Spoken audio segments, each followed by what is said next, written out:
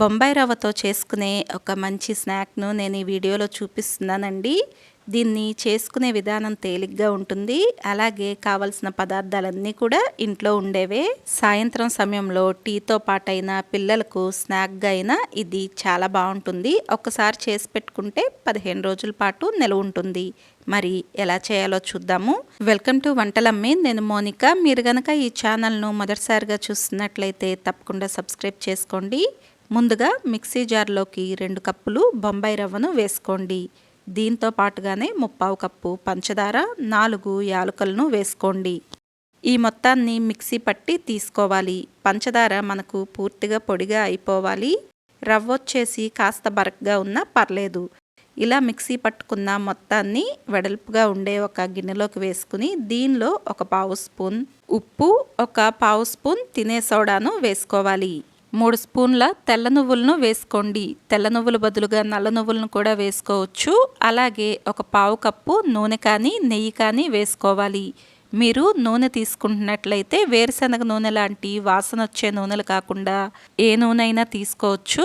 ఇలా వేసుకున్న తర్వాత ఈ మొత్తాన్ని 1 నిమిషం పాటు బాగా కలిసేలాగా కలుపుకోవాలి. మనం వేసుకున్న నూనె మొత్తం ఈ పిండికి బాగా కలిసేలాగా కలుపుకోవాలి. తర్వాత దీనిలోకి 1 కప్పు మైదా, అరకప్పు పాలను వేసుకోవాలి. పాలు వేసుకునేటప్పుడు మొత్తం ఒకేసారి కాకుండా కాసిన పాలను పక్కన పెట్టుకోండి. ఒకసారి కలుపుకున్న తర్వాత అవసరాన్ని బట్టి మిగిలిన పాలను కూడా వేసుకోవచ్చు. ఇలా పాలు కూడా వేసుకున్న తర్వాత ఈ మొత్తాన్ని ముద్దలాగా వచ్చేలాగా కలుపుకోవాలి. మనం చపాతీకి పిండి ఎలా కలుపుకుంటామో అలా కలుపుకోవాలన్నమాట. అయితే ఇది గోధుమ పిండి అంత గట్టిగా కాకుండా కాస్త పలుచగా ఉండి కలుపుకునేటప్పుడు చేతులకు చుట్టుకుపోతూ ఉంటుంది. ఒకవేళ వేసుకున్న పాలు ఎక్కువైతే కొద్దిగా మైదా పిండిని వేసుకోవచ్చు. ఇలా పిండి మొత్తం బాగా కలిసేలాగా కలుపుకోవాలి. ఎక్కడ మనకు పొడిగా లేకుండా చూసుకోండి. ఇలా కలుపుకుని ఈ పిండిని మూత పెట్టేసి ఒక అరగంట పాటు పక్కన పెట్టుకోవాలి. మొదట్లో మనకు ఇలా పల్చగా చేతులకు చుట్టుకుపోతూ ఉన్న అరగంట తర్వాత ఈ పిండి తేమను పీల్చుకుని కాస్త గట్టిపడుతుంది. ఇంకా చేతులకు అతుక్కోవటం అనేది ఉండదండి. తర్వాత ఈ పిండిని కొద్దిగా తీసుకోండి. నిమ్మకాయ అంత సైజులోకి తీసుకుంటే సరిపోతుంది. ఇలా తీసుకున్న పిండిని ఒకసారి ఇలా గుండ్రంగా చుట్టేసి తర్వాత వీడియోలో చూపిస్తున్నట్లుగా కాస్త పొడవుగా వచ్చేలాగా చేసుకుని ఇలా అరచేతిలో పెట్టి వేళ్లతో నొక్కి తీసుకోండి. దీనికి కాస్త నువ్వులు అద్దుకుంటే బాగుంటుంది. ఇలా చేసుకున్న తర్వాత దీనికి ఒకవైపు నువ్వులను అద్ది తీసుకోండి.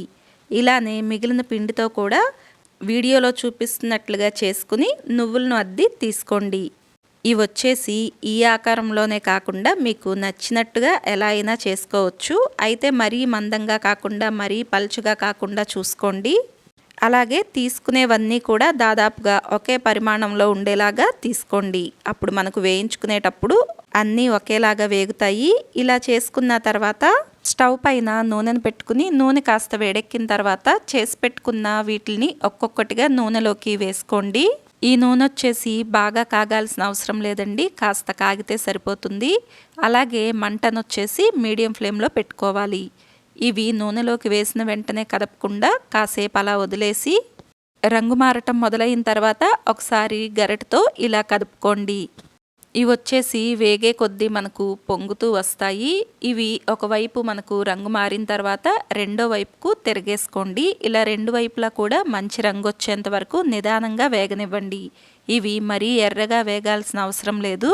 పెద్ద మంట మీద పెట్టి చేసుకుంటే మనకు బయట నుండి బాగా వేగిపోతుంది కానీ లోపల పచ్చిగానే ఉంటుంది. అందుకనే వీటిని నిదానంగానే వేయించుకోవాలి.